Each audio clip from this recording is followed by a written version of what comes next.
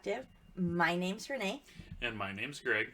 and we're excited to have you here today. Today, we want to talk about follow up emails and how important it is to put things in writing.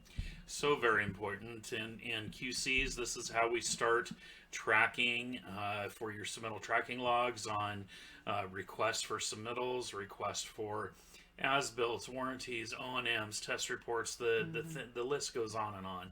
So what we like to do when we receive a submittal back from the design team, and whether, regardless of the design code that or the review code that it has on it, if it's got an A code or a B code, obviously those are approved. Some are approved with notes. But let's just take an A code submittal, and we want to get that to the subcontractor, and we're going to tell them that it's ready to procure. You just don't want to send that back to the subcontractor and not give them direction in the email.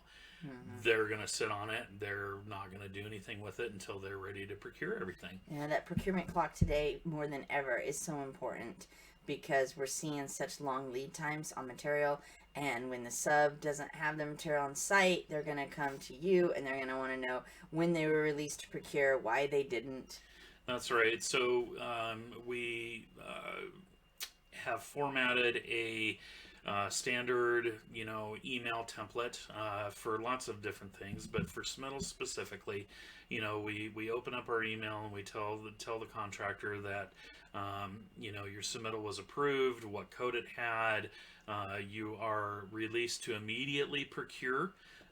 And then to contact your superintendent on the project with the lead times and manpower loading. And what that does is that you have written documentation of the go date. Starts the clock. It starts the clock, right?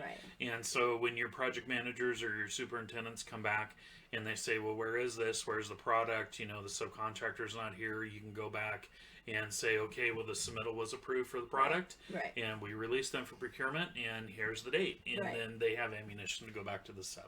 And emails are important for all things. When you have an inspection in the field, if something was noted, if they need to change something, if there's a deficiency, don't just hand the field guys the written deficiency. Put it in an email because that tracks the formal deficiency notice and how long it gets to be fixed.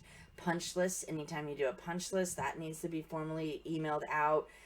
Any request for closeout documents needs to be formally emailed out. You're going to, unfortunately, probably request those multiple times. It takes sometimes to pull those documents out of the subs, but those emails and that email chain is proof that you're doing your job and that you're doing it timely. And then you can tell where you have some hiccups and some subs that need some more attention. That's right. And another good one is request for information. When you receive those requests for information back from the design team or from the reviewer, and there's money associated to it, you're going to get together with your PMs and you're going to say how much time do they have to decide if there's a cost associated. They're going to tell you 48 hours. They're going to tell you 5 working days. So you're going to put that in your email and you're going to say, please see this attached RFI in the decision. You have 48 hours per the project manager to come back if there's any costs associated. And please disseminate it to your field crew. That's right. That's not going to happen. But this is in best case, you give that to the office and you hope that the sub gives that to the field crew. As QCs, we also bring those RFIs into weekly subcontractor meetings, and then that's usually where the field crew knows about the answers. However, you need that formal documentation saying you let the sub know the decision on X date.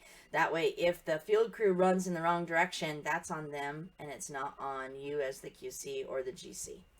And bottom line is you have to give the direction. You have to start the clock. That email direction is your friend. It could very well be taken to court if things go bad. So you want to have that documentation for your subcontractor and, more importantly, for your general contractor and yourself. It covers you.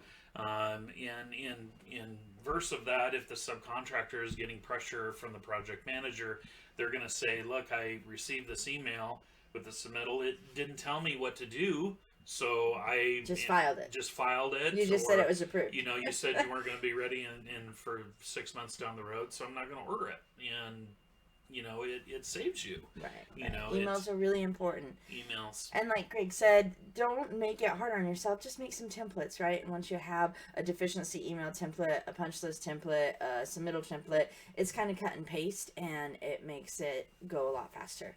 If you're worried about how to do templates, whether you're running Outlook or another email provider, you can just go to their help, and it'll walk you through that. That's right. And remember, QCs, you're not responsible for schedule. You're not responsible for money. You're responsible for quality control. So if subcontractors come back to you and there's money or schedule associated to that, you need to forward those on to the appropriate people. You need to give them a heads up and let them know what's going on. The day and age of handshake and word, unfortunately, is not where we're living anymore. I really wish we were.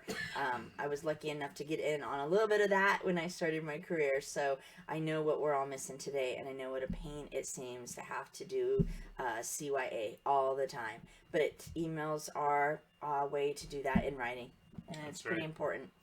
And if you've got a subcontractor that's not following up with you after you tell them to, after a couple, 3 emails, just pick up the phone, because the emails aren't working. Even though they're protecting you, pick up the phone. Yeah, not saying to stop the emails. That's right. Just saying pick up the phone too and try to work with them. That's right. Get those emails, protect yourself, QCs, and have a fabulous day. Have a wonderful day.